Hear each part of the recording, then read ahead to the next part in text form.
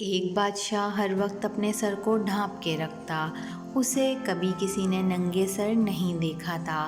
بہت سے لوگوں نے اس راز کو جاننے کی کوشش کی، لیکن بادشاہ ہر مرتبہ کمال مہارت سے بات کا رخ موڑ کر جواب دینے سے بچ جاتا۔ ایک روز اس کے وزیر خاص نے بادشاہ سے اس راز کو جاننے کی ٹھان لی۔ حسب سابق بادشاہ نے بڑی کوشش کی کہ کسی طرح وزیر کا دھیان ادھر ادھر ہو جائے، لیکن اس نے بھی جاننے کا مصمم ارادہ کر رکھا تھا۔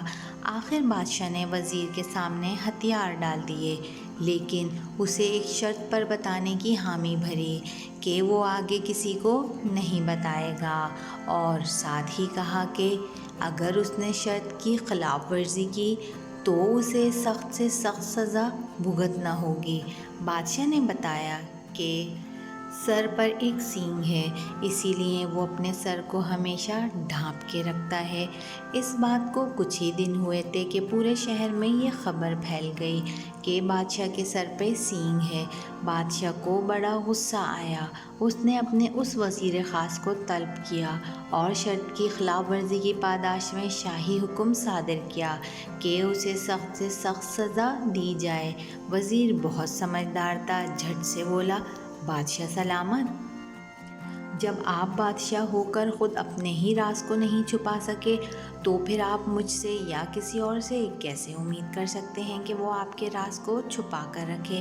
لہٰذا جتنی سزا کا حقدار میں ہوں اتنی آپ کو بھی ملنی چاہیے۔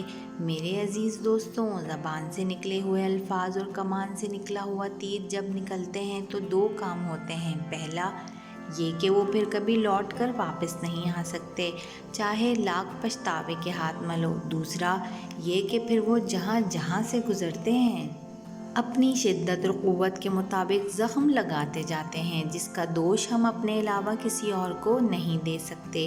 اس لیے کہتے ہیں کہ جب تک الفاظ آپ کے اندر رہتے ہیں وہ آپ کے غلام ہوتے ہیں، اور جیسے ہی وہ ادا ہو جاتے ہیں پھر آپ ان کے غلام بن جاتے ہیں۔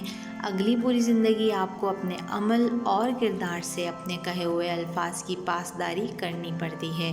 اللہ تعالی ہم سب کو ہدایت دے۔ بے شک اپنی زبان سے ایسی بات نکالو کہ پھر آپ کو کبھی کسی کے سامنے شرمندہ نہ ہونا پڑے، نہ ہی سر جھکانا پڑے۔